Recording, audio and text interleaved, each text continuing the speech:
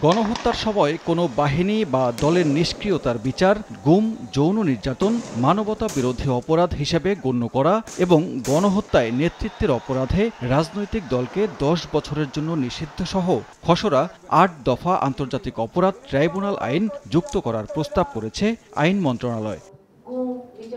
রাজধানীর বিচার প্রশাসন প্রশিক্ষণ ইনস্টিটিউটে বিশিষ্টজনদের সঙ্গে আয়োজিত মতবিনিময় সভায় এসব প্রস্তাব উত্থাপন করা হয়। আমাদের একটা মনিটরিং সিস্টেম থাকা উচিত। এ সময় প্রস্তাবিত খসড়াকে সাধুবাদ জানিয়ে আরও কিছু প্রস্তাব দেন বিশিষ্টজনেরা।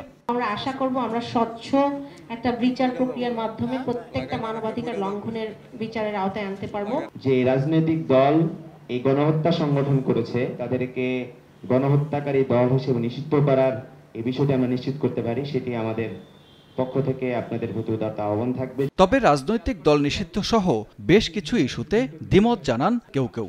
আমরা কি লাস্ট ঘটনাগুলোকে ওয়ার বলেছি কিনা? ওয়ার না বললে তো আমরা কনস্টিটিউশনাল প্রোটেকশন আইনে পাবো না। আমরা লেটেস্ট ইন্টারন্যাশনাল ল ফলো করার চেষ্টা করছি, রাইট? পলিটিক্যাল পার্টি ব্যানিং হয়েছে কবে? লেটেস্ট কোন ইন্টারন্যাশনাল লতে আপনি পাবেন না, এটা খুঁজে পাবেন সেই নিউরেমবার্গের আমলে। এটা করার অন্য জায়গা আছে, পলিটিক্যাল মাঠে সেগুলো ফাইট করবেন, যেগুলো লয়ের মধ্যে নিয়ে আসা উচিত না। এইটার বিচার করতে গিয়ে আমরা যাতে একজন আসামির প্রতিও সামান্যতম ইনজাস্টিস, আমাদের আইনের ভিত্তিতে কোনো ইনজাস্টিস যাতে না হয়, সেই ব্যাপারটা এনশিওর করার জন্য আমরা প্রতিশ্রুতিবদ্ধ থাকব। এ সময় অন্তর্বর্তী সরকারের আইন উপদেষ্টা ডক্টর আসিফ নজরুল বলেন, প্রতিশোধ নয়, সুবিচারের জন্য আন্তর্জাতিক অপরাধ ট্রাইব্যুনাল আইনের সংশোধন করতে চায় অন্তর্বর্তী সরকার। আমরা এখানে কোনো প্রতিশোধ চাওয়া, কোনো প্রতিহিংসা এটা না, আমরা সুবিচার চাই। আমরা এই চ্যালেঞ্জটা সম্পর্কে সম্পূর্ণ সচেতন আছি যে আমাদের এই বিচারটা সবার কাছে গ্রহণযোগ্য হতে হবে। আমরা সচেতনভাবে কোনো রকম কোনো অন্যায় করব না, অচেতনভাবেও করতে চাই না, সেজন্য সারাক্ষণ আপনাদের ওয়াচডগের মধ্যে থাকব।